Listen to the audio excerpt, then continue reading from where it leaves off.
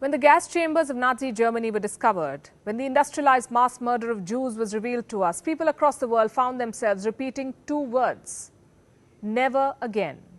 Two simple words, a mantra, an important message, a promise that the world will never again let this happen, that it will never again stay silent about large-scale crimes against humanity. But 7 decades after the Holocaust, the world is doing the same. A new totalitarian state has emerged, a more powerful and ambitious regime than the Nazis. It has spread a deadly virus across the world and is undertaking a cultural and religious genocide at home. The world stands silent. The solemn pledge of never again, lost in history. Hello and welcome to Gravitas Plus. I'm Palki Sharma Upadhyay and I'm here to talk to you about the Uyghurs. The silence of the international community against their plight, especially those who claim to be defenders of the faith the Uyghurs belong to, the Muslims. Who are the Uyghurs? A Muslim minority group that lives in northwestern China. They're essentially Sunni Muslims of Turkic ethnicity, part Central Asian and part European. They embraced Islam around the 10th century. Prior to Islam, the Uyghurs had embraced Buddhism, shamanism, and Manichaeism. But they had managed to maintain their unique identity.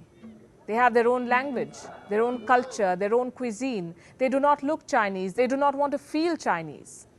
But they're forced to act Chinese.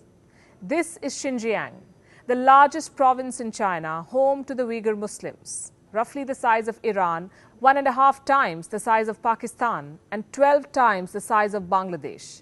Xinjiang borders 8 countries, most of which have Islam as the largest religion. But Xinjiang remains a part of atheist China. The People's Republic of China annexed this region in 1949. Mao Zedong took control of Xinjiang to prevent Russia from taking over. At this time, the Uyghur Muslims made up 76% of Xinjiang's population. The Han Chinese, the country's majority ethnic group, accounted for just 6%. Today, Xinjiang is made up of 42% Uyghurs and 40% Han Chinese. The Uyghurs have become victims of forced assimilation. Why? Because controlling Xinjiang is essential for the Chinese regime. It is the largest and strategically the most important region of China. It's at the heart of Xi Jinping's Belt and Road Initiative. You can say it's Beijing's gateway to Central Asia and Europe, the most telling example of the CCP's One China principle. But national unity is not the only thing at stake in Xinjiang. This land is overflowing with riches. China's largest reserves, 1/3 of its natural gas and oil reserves, are located here. Xinjiang also contributes 60% of China's output of cotton and 38% of China's coal reserves. Billions of dollars are at stake, which is why Xinjiang is China's most militarized region. It is said that 1 in 3 Chinese living in Xinjiang works for the security forces, and 1 in 10 Uyghur Muslims living in Xinjiang is behind bars. A total of 10 million Muslims are said to live here. Almost 2 million are in jail, 2 million. Those who are not are under watch. They have to deal with the world's most sophisticated surveillance system on a daily basis.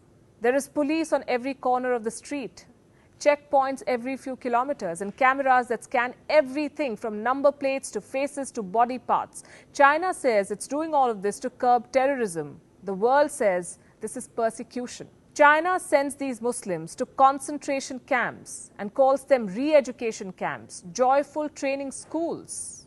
The Chinese regime says it's correcting extremist behavior, but these camps, let me tell you, are places unlike anywhere on earth.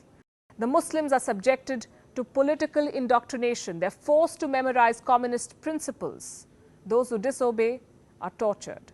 They face solitary confinement, deprivation of food, water, and sleep. They're released only when they succumb to beliefs and language of communist and atheist China. But a release does not mean that they're free. It means they're in an open jail. They cannot celebrate their festivals. They're forbidden from wearing their traditional dress. Women are not allowed to wear burqas. Young men are not allowed to keep beards. The Communist Party approves Friday sermons, the Chinese version of the Quran, even names of Uyghur children. Those who disobey are publicly shamed and sometimes publicly executed. And if you think that's bad, then wait till you hear this. China is looking for ways to shrink the Uyghur Muslim population. So these women are subjected to forced sterilization and abortion. They are victims of China's pair up and become family program. You have to hear what this is. Han Chinese men are assigned to monitor Muslim homes. They assist, they eat, and they work with Uyghur Muslim women, and sometimes they sleep in the same bed as them. This is state-sanctioned rape. The United Nations has called it one of the worst cases of human rights violations since World War II. But calling it so does not stop it. What has the United Nations done about it? What has the world done about it? They've raised concerns. In July 2019, 22 Western nations raised concerns about China's unspeakable atrocities in Xinjiang. 22 Western nations. Do you know what happened next? At least 37 countries recruited by China came up with a letter. They whitewashed China's crimes as counter-terrorism operations. And here is the most shocking part. 14 of these countries were Muslim-majority states, 14, all members of the Organization of Islamic Cooperation, the OIC, a body which ironically claims to be the collective voice of the Muslim world.